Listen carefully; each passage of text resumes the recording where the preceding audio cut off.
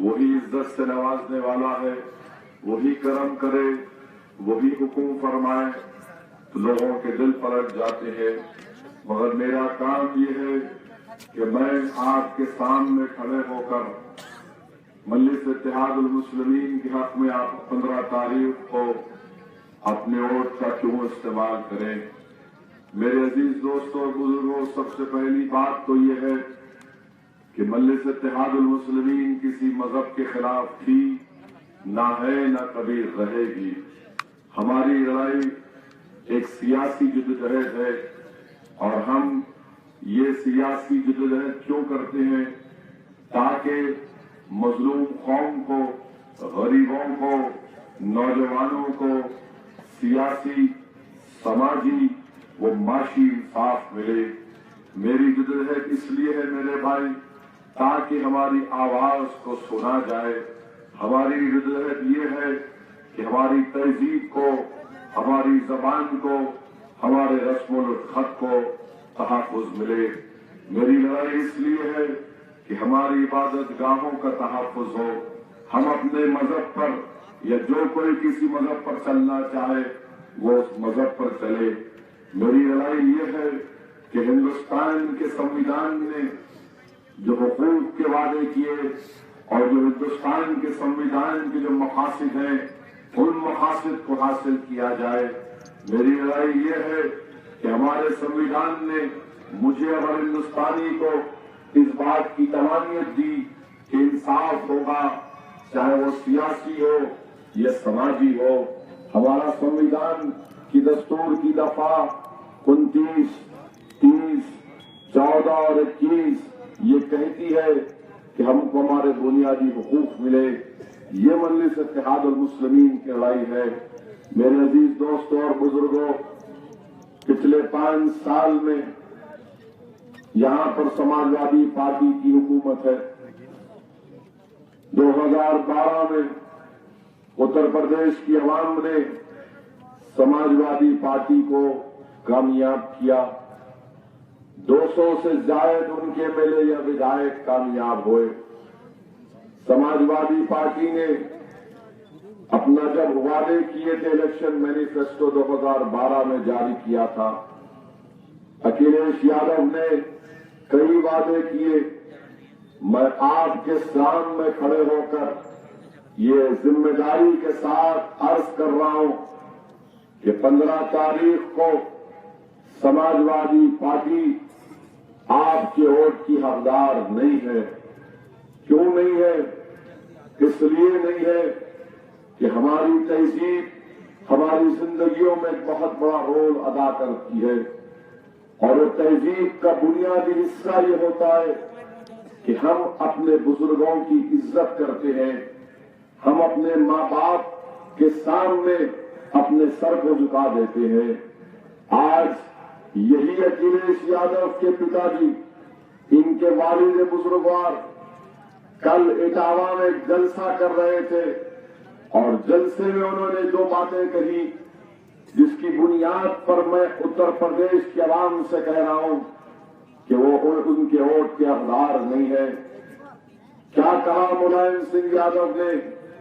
कहा कि एक वोट मेरे भाई को दे दो और दूसरी जगह लोकदल को वोट दे दो। जब घर में जिस शख्स ने इनको पैदा किया उन्हीं के पिताजी ये कह रहे हैं कि मेरे बेटे को वोट मत दो, तो 15 तारीख का दिन आपको मजलिस इत्तेहादुल मुस्लिमीन को वोट देना है। और याद रखिए, अगर मैं कहता ये बात तो मजलिस के मुखालिफिन बोलते, अरे ये तो भड़काऊ भाषण देने में माहिर है, ये जज्बाती तकारीर करने में माहिर है, इसकी बात का क्या यकीन करें। कल अखिलेश यादव के पिताजी कह रहे हैं तो थोड़ा बहुत तो यकीन आपको भी करना पड़ेगा।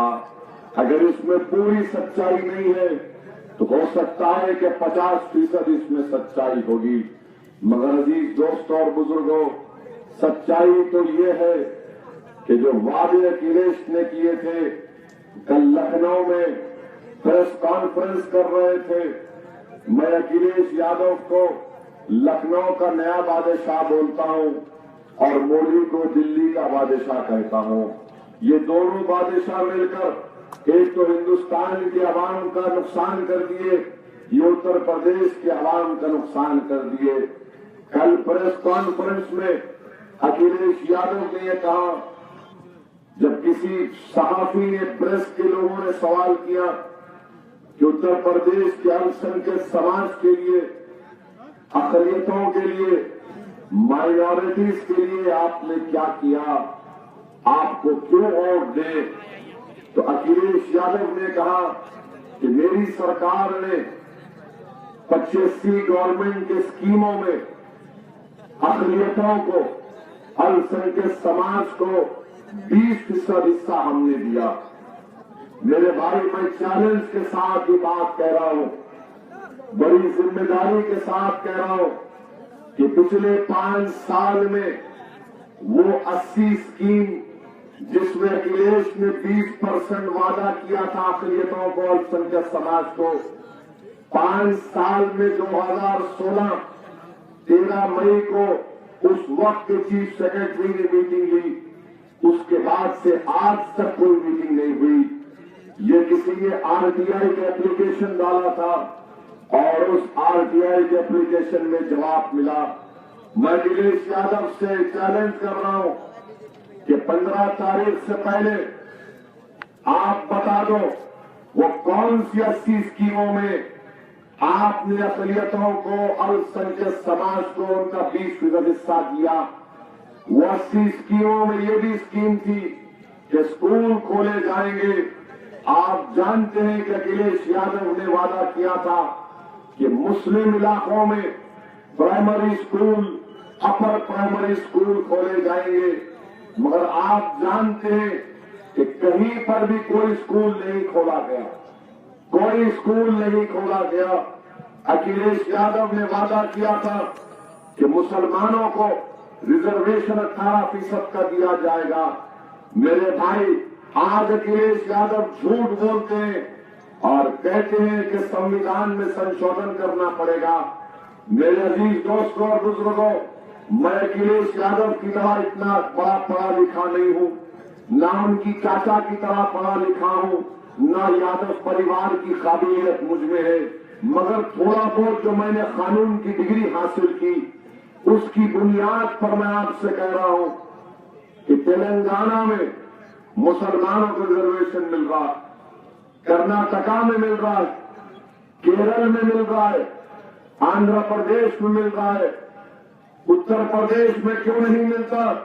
इसलिए कि अखिलेश यादव की नीयत में खोट है। वो आपको ताकतवर बनाना नहीं चाहते।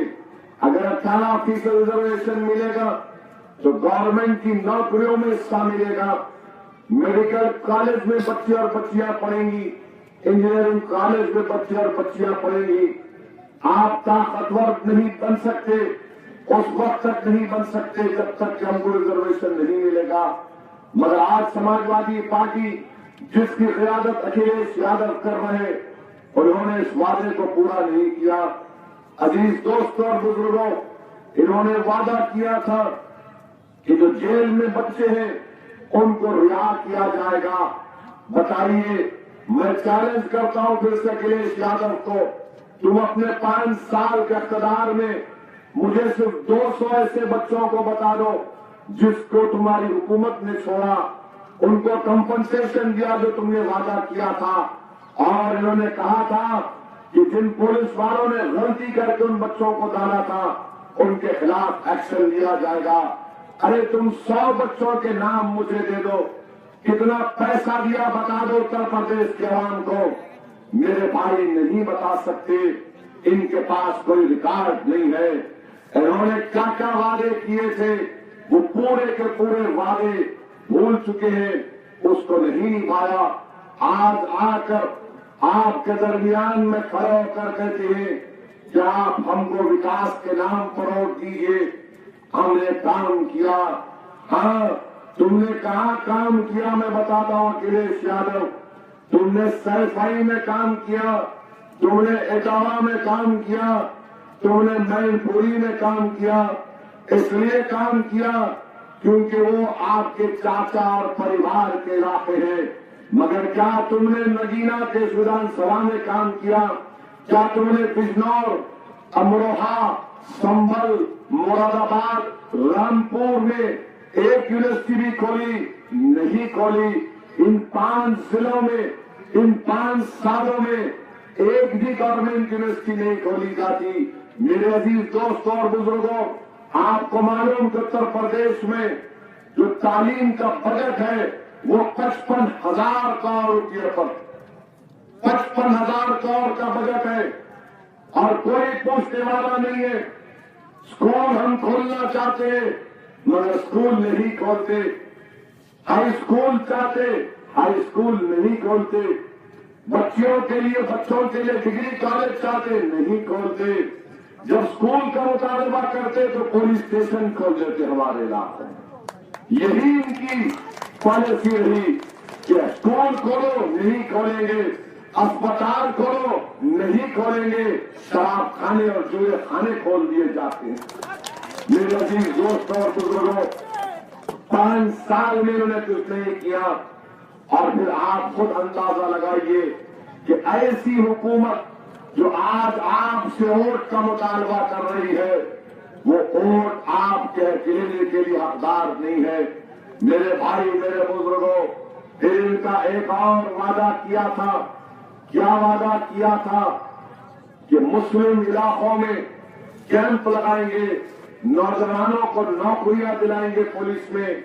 मेरे भाई, मुसलमान तो छोड़ो, ये पुलिस वाले आज जो इंतजामात में लगे हैं, ये 2-2, 3-3 पुलिस का काम कर रहे हैं।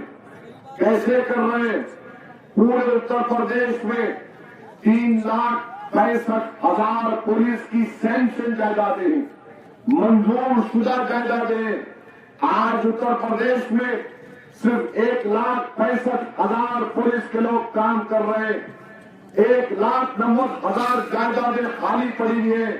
यह अखिलेश जो विकास की बात करता है, तो मुसलमान का बच्चा, दलित का बच्चा, ठाकुर का बच्चा, पासी का बच्चा, गरीब का बच्चा, इन तमाम को नौकरी मिल सकती थी। ये 5 साल में एक नौकरी नहीं दी है पुलिस डिपार्टमेंट में। और आज ये पुलिस वाले अगर कम से कम नौकरियां नहीं दिए तो कम से कम अखिलेश आप इनकी तनख्वाहों में इजाफा कर सकते थे। मेरे भाई, ये हुकूमत हर महाज पर नाकाम साबित हो रही, हर महाज पर। फिर बोलते कि मैं कैंप किया करूंगा। मुसलमानों के इलाकों में कोई कैंप नहीं हुआ। अब मौजूदा इलेक्शन मैनिफेस्टो में बोलते हैं, ये सिर्फ सपने दिखाते हैं, ये सिर्फ वादे करके चले जाते हैं, काम वाम करना इनको कुछ नहीं आता। आप खुद अंदाजा लगाइए कि क्या क्या नहीं कहा था। आप क्या ये बात सच नहीं है कि आपके खड़गपुर में यहां पर शीशियां बनती थी इतर की? कौन सी फैक्ट्री अब काम कर रही है, मुझे बताइए आप। कौन सी फैक्ट्री काम कर रही है? अखिलेश यादव को और मोदी को तो चाहिए था कि आप खाली शीशियां भिजाते उसमें, देखो अब ये रख लो तुम्हारे घर में, म्यूजियम का हिस्सा बन सकता। फैक्ट्रियां 11-12 फैक्ट्रियां बंद हो गई। और अखिलेश यादव बोलते कि मैं प्रमोट करूंगा, इंडस्ट्रीज को प्रमोट करूंगा। पूरे हिंदुस्तान में उत्तर प्रदेश में सिर्फ 4% इंडस्ट्रियल ग्रोथ, सबसे कम है। और फिर ये बोलते कि मैंने काम किया। फिर अखिलेश यादव बोलते जो लखनऊ से आगरा की रोड पे गया वो मुझे वोट डालेगा। अखिलेश यादव एक काम करिए, आप खुद गाड़ी में निकल जाइए, लखनऊ से आगरा देखते हैं, आगरा पहुंचने के बाद बात करेंगे आपसे। चलिए निकल जाइए। आप तो रोज कटोरे में उड़ते हैं हवा में, आपके पैर तो जमीन पर लगते नहीं है। एक बड़ा अहदेदार जो इस रोड को देखने गया उसी की टक्कर हो गई और हेलीकॉप्टर से उसकी जान बचाना पड़ा। ये बात करें कि बोलते कि मैंने लखनऊ में मेट्रो डाल दिया। चलिए मेट्रो में बैठ के दिखाइए कहां तक जाएगी मेट्रो। कहीं नहीं जाएगी मेट्रो, आधा किलोमीटर में मेट्रो नहीं जाएगी। मैंने मेट्रो कर दिया। क्रिकेट का स्टेडियम मैंने बना दिया।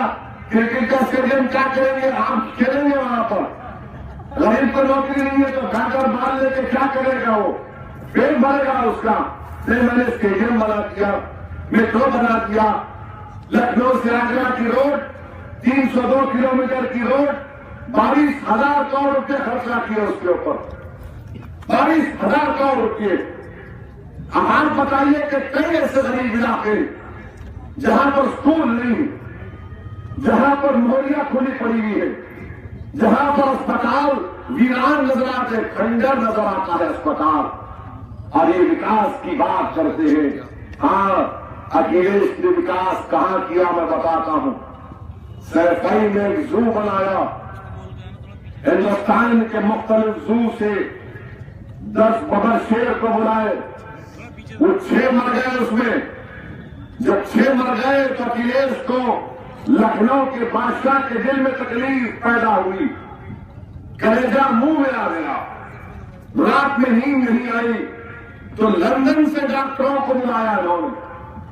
लंदन से, लखनऊ से डॉक्टर नहीं गए सैफई को, लंदन से डॉक्टर गए कि देखने के लिए कि कैसे मर गए।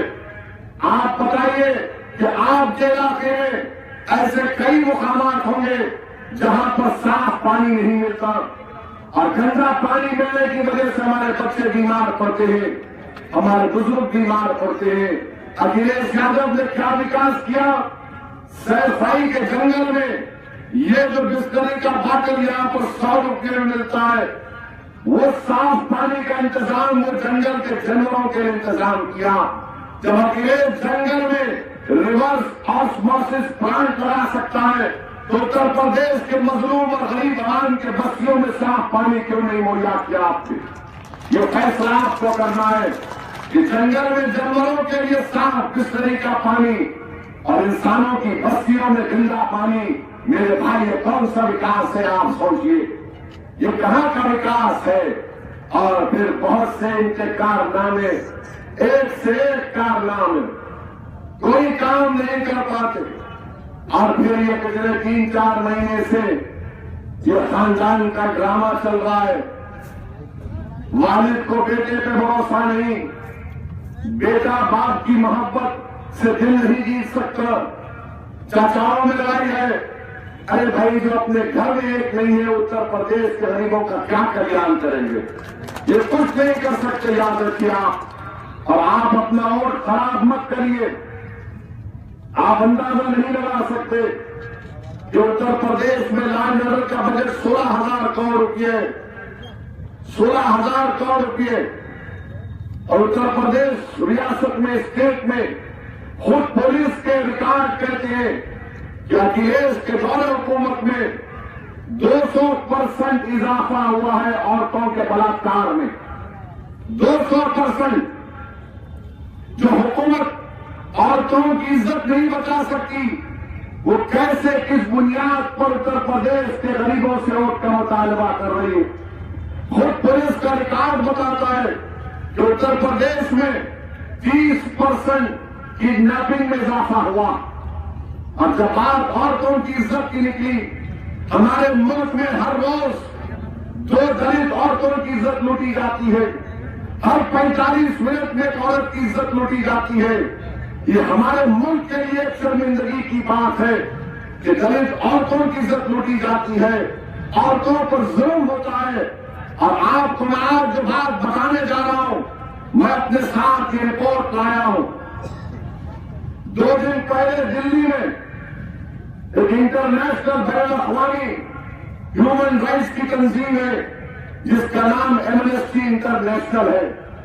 एमनेस्टी इंटरनेशनल ने इस रिपोर्ट को जारी किया, और ये रिपोर्ट अंग्रेजी में लिखा लूजिंग फेथ, यानी टूटता हुआ भरोसा, भरोसा टूट गया।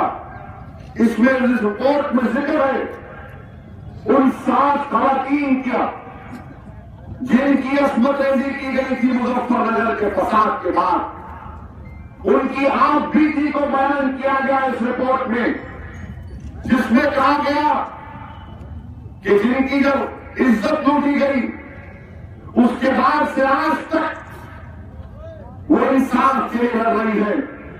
3 साल हो गए, किसी एक को सजा नहीं हुई उस जालिम को। इन 7 खवातीन का नाम उन्होंने लिखा। मैंने कल जो अपनी तकरीर में इस रिपोर्ट का हवाला दिया, और उन खवातीन का नाम पढ़ा तो बहुत से लोगों को तकलीफ हुई। हाँ, तुमको तकलीफ हुई होगी, मुझे भी तकलीफ है। मैं कानून जानता हूं और कानून ये कहता है कि जिस औरत की इज्जत लूटी जाती है, जिसका बलात्कार होता है, उसका नाम नहीं लिया जाता, मगर रिपोर्ट में नाम लिखा है। मैं उन नाम को पढ़ रहा हूं, मैं कानून को जानता हूं, ऐसा मैं नहीं कह रहा हूं। मेरे भाई, रिपोर्ट के सफे नंबर 10 पर जाकर देखो, इसमें एक औरत का नाम लिखा है फातिमा, एक का नाम गजारा लिखा है। रिपोर्ट के सफे नंबर 4 पे जाओ, जिसमें गजारा कह रही है कि 3 लोगों ने मुझे धमकी दी, फिर मेरी इज्जत लूटी और कहा कि अगर तुम चीख पुकार करोगी तो तुम्हारे 4 साल के बच्चे को मार दिया जाएगा। यह खातून गजारा कहती है, इसने फर्स्ट इंफॉर्मेशन रिपोर्ट में लिखा है एफआईआर में। जब 3 जालिमों ने इससे वो सलूक किया तो ये गजारा उठती है और अपने जिस्म को धोती है पानी से, अपने बच्चे को पानी पिलाती है। वो बच्चा जो अपनी मां से जो सलूक किया जा रहा था देखकर बेहोश हो गया, ये मां उस बच्चे को पानी पिलाती है। ये गजारा कोर्ट में जाकर कह दी कि मैं इन जालिमों को नहीं जानती, क्योंकि जब कोर्ट को जा रही थी वही जालिम शाल ओढ़कर आए और कोर्ट के बाहर उसके बच्चे के पेशानी को तपंचा रखकर कहा, अगर तुम जाओगी कोर्ट में तो तुमको गोली मारे। समाजवादी पार्टी औरतों की इज्जत लेने वालों की तारीफ करती है। अगर आज आप एक मुखलिस नुमाइंदे को कामयाब करेंगे तो पुलिस काम करना चाहती है, मगर पुलिस को सत्ता में बैठने वाले लोग काम करने नहीं देते। जब हाशिमपुरा का कांड हुआ, जब 40 से ज्यादा लोगों को ले जाकर नदी के किनारे पर गोली मारकर फेंक दिया गया, तो रिटायर्ड पुलिस का ऑफिसर विभूति राय ने अपनी किताब में लिखा, अगर पुलिस हुकूमत और पुलिस चाहती तो 24 घंटे में फसाद उठ जाता। हुकूमत अगर चाहती, ये मैं रात में हाशिमपुरा के उस वक्त के उसके बाद जब एसपी बने, एसएसपी बने, विभूति राय की किताब में लिखा गया। मेरे भाई, जब आप वोट डालने जाएंगे तो ये सोच कर वोट डालिए कि उत्तर प्रदेश में किसी लॉ एंड ऑर्डर की खबर नहीं होगी, उत्तर प्रदेश में गुंडाइज्म तो खत्म होगा, उत्तर प्रदेश में माफिया खत्म होगा, उत्तर प्रदेश में कोई जुल्म नहीं करेगा, तभी जाकर ये उत्तर प्रदेश बनेगा। वरना अगर ऐसी सरकार बनेगी जो गुंडों की सरपरस्ती करेगी तो याद रखो, आपको नुकसान उठाना पड़ेगा, गरीबों को नुकसान उठाना पड़ेगा, मजलूमों को नुकसान उठाना पड़ेगा, औरतों को नुकसान उठाना पड़ेगा, नौजवानों का मुस्तकबिल तबाह बर्बाद होकर रह जाएगा। ये बात मैं आपके सामने रखने को आया हूं। मजलिस इत्तेहादुल मुस्लिमीन को एक मौका दो मेरे भाई। कल तक कोई मुताबादिल नहीं था, आप कांग्रेस से नाराज हुए तो सपा को वोट दिए, आप सपा से नाराज हुए तो बीएसपी को वोट दिए। मेरे भाई याद रखो, आज मजलिस इत्तेहादुल मुस्लिमीन आपके पास है। मैं आपसे वादा कर रहा हूं कि मैं बार बार यहाँ पर आया और आता रहूंगा। जिस तरह काशी राम ने एक मजलूम लोगों के लिए अपनी जिंदगी भर यहाँ लगा दी, इंशाअल्लाह ताला असौदी अवैसी इलेक्शन खत्म हो जाएगा। मुझे मालूम 11 मार्च नतीजा आएगा, नगीना से हमारा नुमाइंदा आपके वोट और दुआओं से कामयाब होगा, मगर मेरे लिए इलेक्शन खत्म नहीं होगा। मैं अपनी सारी जिंदगी लगा दूंगा उत्तर प्रदेश में इंशाअल्लाह ताला, गरीबों के हक के लिए, मजलूमों के इंसाफ के लिए। मेरे अजीज दोस्तों और बुजुर्गों, आज आपके पास एक मुतबादिल है। इस मुतबादिल को आप उसको कबूल करिए, इसको मजबूत करिए। बुजुर्गों से गुजारिश है कि मेरी सरपरस्ती करो आप। अगर मैं गलती करता हूं तो मेरा कान पकड़ो आप, मेरे हौसले को बुलंद करो। मैं काम करना चाहता हूं, मैं दौड़ना चाहता हूं, मैं मेहनत करना चाहता हूं। मेरे भाई, मैं तुमसे कोई दौलत का मुतालबा नहीं कर रहा हूं, मैं तुमसे कोई दौलत का मुतालबा नहीं कर रहा हूं। मैं तुमसे ये भी नहीं कह रहा हूं कि तुम अपनी जान या खून टपकाओ। मैं तुमसे सिर्फ इस बात की भीख मांग रहा हूं कि मेरे झोली में तुम अपना इत्तेहाद डाल लो मैं कुछ नहीं चाहता, जहां खून टपकाने की जरूरत पड़ेगी इंशाअल्लाह ताला तुम सबसे पहले मुझे कहोगे कि मैं अपना खून का टपका जमीन पर गिराऊंगा। जिस जगह मुकाबला करना पड़ेगा मैं मुकाबला करूंगा। ये इलेक्शन खत्म हो जाएगा मगर मजलिस की जिद्दत जारी रहेगी। हमारी लड़ाई किसी मजहब के खिलाफ थी न रहेगी इंशाअल्लाह ताला। हमारी लड़ाई गरीब मजलूम आवाम के इंसाफ की लड़ाई है। हमारी लड़ाई समाजी इंसाफ की लड़ाई। हमारी लड़ाई हमारी आवाज को सुना जाए। हमारी लड़ाई यह है कि तुम मुझे इज्जत की निगाहों से देखो, तुम मुझे इज्जत की निगाहों से देखो, तुम मुझे हकारत की निगाहों से नहीं देख सकते, तुम मुझसे नफरत नहीं कर सकते। वो जमाना चला गया जब तुम मुझे इंसान नहीं समझते थे। वो जमाना खत्म हो गया जब तुम मुझे हिकारत से देखते थे। वो जमाना खत्म हो जाएगा जब तुम मेरी बेइज्जती करते थे। आज मैं तुम्हारी आंखों में आके डाल कर इंसाफ का मुकाबला करूंगा। अरे नरेंद्र मोदी हिंदुस्तान का वजीर आजम होगा। मोदी कोई खुदा नहीं है, इंसान है मेरी तरह। मैं उसके सामने खड़े होकर लड़ रहा हूं और इंशाअल्लाह ताला लड़कर आप चलाएंगे इंशाअल्लाह ताला। मेरे अजीज दोस्तों और बुजुर्गों, जब मजलिस इलेक्शन लड़ने आई तो फौरन आपने सुना होगा कि वो पुरानी बूढ़ी कांग्रेस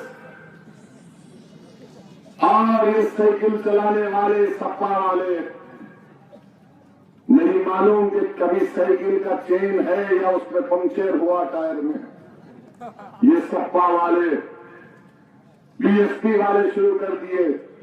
अरे ये ओवैसी, इसकी पार्टी, ये तो फिरका परस्त है, ये कम्युनल है। फिर दूसरा बोलेंगे ये वोट काटेगा, बीजेपी बोलेगी ये आतंकवादियों की मदद करता है, ये गद्दार है, यानी मेरे सर पे टोपी डाली तो मैं आतंकवादियों की मदद करता हूं क्योंकि मैं अपने हक के लिए लड़ रहा हूं। तो सपा बीएसपी कांग्रेस की नजर में मैं सेकुलर नहीं हूं। याद रखो, सपा कांग्रेस बीएसपी वालों और बीजेपी वालों, क्या आप कोई दुकान खोलकर बैठे हैं कि कोई आपके पास आएगा तो आप सर्टिफिकेट लिख के देंगे ये राष्ट्रवाद है, ये राष्ट्रवादी है। कोई आपकी दुकान पर आएगा तो आप बोलेंगे सेकुलर है। अरे भाड़ में जाए तुम्हारी दुकान, तुम्हारी दुकान की अहमियत मेरे चूटी के फूल के बराबर हुई। नहीं चाहिए मुझे तुम्हारा सर्टिफिकेट, मुझे सर्टिफिकेट मिल चुका है। सन 57 की जंग आजादी मैंने अपने खून से शुरू की थी, वही मेरे राष्ट्रवाद का सर्टिफिकेट है, वही मेरे सेकुलरिज्म का सर्टिफिकेट है। तुम्हारे सर्टिफिकेट की जरूरत नहीं है। तुम अगर दुकान चलाना चाहते हो तो चलाओ, मगर अब तुम्हारी दुकान को बंद करा के रहूंगा मैं इंशाअल्लाह ताला। तुम धोखा देते रहे, तुम सेकुलरिज्म के नाम पर गरीब और मुस्लिम आवाम को धोखा देते रहे। तुम सेकुलरिज्म के नाम पर जब कभी इलेक्शन आता है, सोचिए थोड़ी देर के लिए मैं जो कुछ कह रहा हूं। इलेक्शन आया तो फौरन कांग्रेस सपा शुरू हो गए, बीएसपी बनना शुरू कर दी। देखिए भाइयों, सेकुलरिज्म को बचाना है। अखबार में लिखना शुरू कर दिया 19% का क्या होगा, ये 19% कहां जाएंगे उत्तर प्रदेश में। फिर कहा गया मोदी को रोकना है, आप ओवैसी को मत दो, मोदी को रोकना। मैं इनसे पूछना चाह रहा हूं, सेकुलरिज्म का तो आप नाम लेते हैं और हर बार जब इलेक्शन आता तो किसी मेरे ऐसे कदमी को पकड़ लेते जिसके चेहरे पर दाढ़ी होगी, टोपी होगी, उसके गले में फूल का हार डाल देंगे और उससे बोलेंगे मौलाना आप सेकुलरिज्म के मसीहा है, आप सिपाही बचा लीजिए, आप बचा लीजिए। और हमारा काम काम खुश हो जाते। हम बोले हमको बड़ा एहसास से नवाज दिया, हमको दे दिया, और क्या करते, सामने हमको एक डब्बा दे देते कि मारो सेकुलरिज्म का बाजा बजाओ बजाओ बजाओ बजाओ। हम 65 साल से बाजा बजा रहे हैं, हम 65 साल से लोगों का बाजा बजा रहे हैं। बताओ हमने क्या हासिल किया? मैं आपसे कहने आया हूं कि इंशाअल्लाह ताला उत्तर प्रदेश में बारात भी हमारी होगी, बाजा भी हमारा होगा, बाराती भी हम होंगे, दूल्हा भी हम होंगे इंशाअल्लाह ताला। और अगर हमारी बारात में इन पार्टी के लोगों को आना है तो तुमको खून का हार करेंगे, तुम सेकुलरिज्म का आधारा लेके आगे बढ़ना। बहुत हो गया। अब कराते हैं बीजेपी आरएसएस। तो मुझे ये बताओ, 2014 के पार्लियामेंट इलेक्शन में 70 सीट पर मोदी कैसे कामयाब हुआ उत्तर प्रदेश से? क्या आपने ईमानदारी से कहिए कि क्या आपने पार्लियामेंट इलेक्शन में मोदी को वोट दिया? हाथ उठाकर बोलिए कि आपने वोट दिया? अब की बात देंगे? फिर ये सवाल करो अपने आप से, जो कांग्रेस का वोटर था वो मोदी के पैर में क्यों जाकर बैठ गया? जो सत्ता का वोटर था वो मोदी के गोद में जाकर क्यों बैठ गया? जो बीजेपी का वोटर था वो मोदी के पास कैसा चला गया? हम नहीं गए, न कभी जाएंगे इंशाअल्लाह ताला, मगर ये लोग चले गए। इनका वोटर चला गया, ये चला गए और मोदी को जिता दिए। और हमको क्या मिला? कुछ नहीं मिला। मुलायम सिंह यादव कामयाब हो गए, बहू कामयाब हो गई, भाई का बेटा कामयाब हो गया, भाई का नवासा कामयाब हो गया। कोई कामयाब नहीं हुए तो शफीकुर रहमान तब कामयाब नहीं हुए। ये हकीकत है, ये हकीकत है। इस पर सोचिए आप। और रहा सवाल बीजेपी का, इंशाअल्लाह ताला हिंदुस्तान के वजीर आजम आजकल दिन में भी ख्वाब देख रहे हैं। वो समझ रहे हैं कि 11 मार्च के दिन जो नतीजे आएंगे, उत्तर प्रदेश लखनऊ में उनका परचम लहराएगा। नहीं मिस्टर मोदी, इंशाअल्लाह ताला लखनऊ में जब 11 तारीख को नतीजा आएगा तो आपके ख्वाब इंशाअल्लाह ताला कितना चूर होंगे। आपकी पार्टी इलेक्शन हारेगी इंशाअल्लाह ताला। 2014 में जो उत्तर प्रदेश की आवाम ने गलती की, अब वो माहौल नहीं है, वो माहौल बदल चुका है। बीजेपी ने कहा था अच्छे दिन आएंगे, मगर अच्छे दिन नहीं आए। बीजेपी ने कहा था 15 लाख आएंगे, 15 पैसे नहीं आए। बीजेपी ने कहा था ब्लैक मनी का खात्मा होगा, ब्लैक मनी तो खत्म नहीं हुआ, गरीब खत्म होने के बहाने पर आ गया। हर महाज पर बीजेपी नाकाम साबित हुई। एक करोड़ हर साल नौकरियों का वादा किया था, 3 साल हो गए, 3 करोड़ नौकरियां निकलना था गरीबों को, मगर क्या निकला? 1.5 लाख नौकरी दिए। दूसरी तरफ अखिलेश आज कहते हैं कि मैंने 4,60,000 नौकरियां 5 साल में दी है। किरतपुर के गरीब नौजवानों, हाथ उठाकर बताओ जिस अखिलेश सरकार ने नौकरी दी होगी, किसी एक को नहीं होगी। जिसको नौकरी चाहिए हाथ उठाओ। फिर क्या 15 तारीख को तुम जाकर सपा को, बीजेपी को वोट दोगे? तो मजलिस का साथ दो मेरे भाई, मजलिस का साथ दो। पतन के निशान पर बटन दबाओ। उत्तर प्रदेश की विधानसभा में एक आवाज की जरूरत है जो बेबाक तरीके से उठे। और याद रखो, जब इंशाअल्लाह ताला मजलिस का नुमाइंदा कामयाब होगा, हमारी बहन कामयाब होगी, जब ये उत्तर प्रदेश की विधानसभा में जाएगी, अगर मिस्टर मोदी के छोटे भाई भी चीफ मिनिस्टर बन जाएंगे खुदा ना खास्ता, तो हमारी बहन खड़े होकर बोलेगी कि मेरा हक मुझे मिलना चाहिए। अब इंसाफ के दौर का आगाज होगा। हमारे वजीर आजम अदा हो रही है।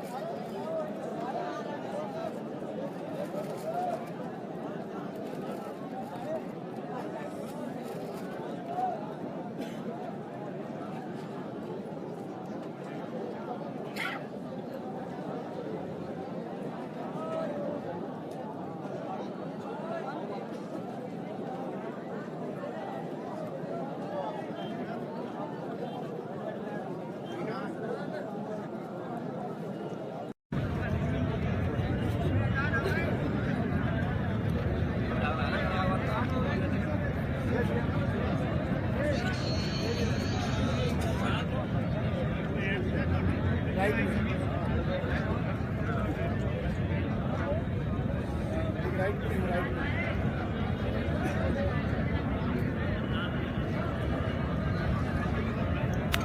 hey. चल, पागल।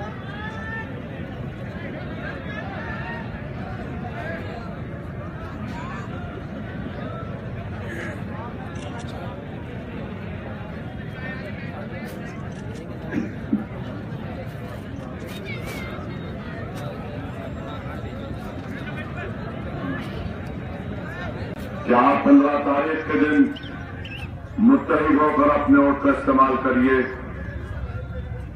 अपनी आवाज को विधानसभा में पहुंचाने के लिए आपको सही फैसला लेना है। मैं इस चीज को आपके सामने दोहरा रहा हूं, जिसका मैंने बरसों पहले अपने स्कूल में इस चीज को पढ़ा था। अपनी उर्दू की किताब में मैंने ये कहानी पढ़ी थी कि जंगल में एक परिंदे ने देखा कि एक बकरी शेर के बच्चों को पाल रही है। इस परिंदे ने बकरी के पास जाकर कहा कि बकरी तू क्या कर रही है? तू इन शेर के बच्चों की परवरिश कर रही है, तू इनको दूध पिला रही है, ये बड़े होकर तुझे ही अपनी ग़िज़ा बना देंगे। इस बकरी ने उस परिंदे से कहा कि नहीं, मैं इनकी हिफाजत कर रही हूं, ये बड़े होकर मेरी हिफाजत करेंगे। मैं इन पर आज एहसान कर रही हूं, ये मुझ पर जिंदगी भर एहसानमंद रहेंगे। और परिंदा बड़ा मुतासिर हुआ, बोला कि मैं भी किसी पर एहसान करूंगा। उस परिंदे ने एक तालाब के किनारे देखा कि एक सांप पानी में डूब रहा था, तड़प रहा था। ये परिंदा फौरन उसको पानी से निकाला, उस सांप को अपने पर में लेकर दबाया कि उसमें जान आ जाए।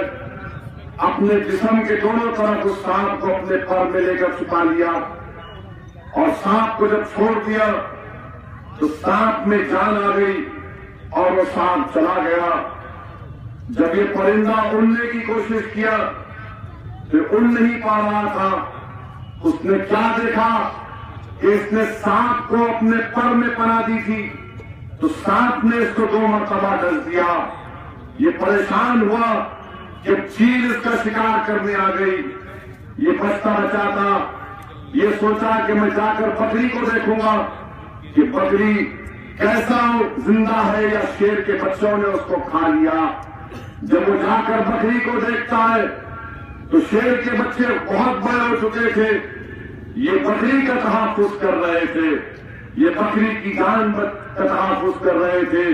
इस परिंदे ने जाकर अपना किस्सा सुनाया कि मैंने सांप को बचाया तो सांप ने मुझे डस दिया, तूने शेर के बच्चों को बचाया, ये आज तेरी जान की हिफाजत कर रहे हैं, बता ये माजरा क्या है? तो उस बकरी ने उस परिंदे से कहा, याद रख, जिंदगी में अगर किसी पर एहसान करना है तो ज़र्फ वाले पे एहसान करना, कम ज़र्फों पर कभी एहसान नहीं करना। मैं आपके सामने कहने आया हूं कि 15 तारीख को जब आप मजलिस इत्तेहादुल मुस्लिमीन के हक में वोट देंगे तो आप मुझ पर एहसान कर रहे हैं, और मैं आपसे वादा कर रहा हूं कि मैं ज़र्फ के मज़ारे करूंगा, कम ज़र्फों के मज़ारे में इतना कभी की न इंशाअल्लाह ताला करेगी। उठिए और 15 तारीख के लिए नए अज़म और हौसले के साथ बाद में फजर अपने पूरे फौज खानदान को लेकर पोलिंग बूथ को जाइए और बेखौफ होकर, बेझिझक होकर अपनी जमात, अपनी आवाज, अपनी ताकत मजलिस इत्तेहादुल मुस्लिमीन के अपने वोट का इस्तेमाल करके अपने इत्तेहाद और मिली शऊर का सबूत दीजिए। शुक्रिया। अल्लाह।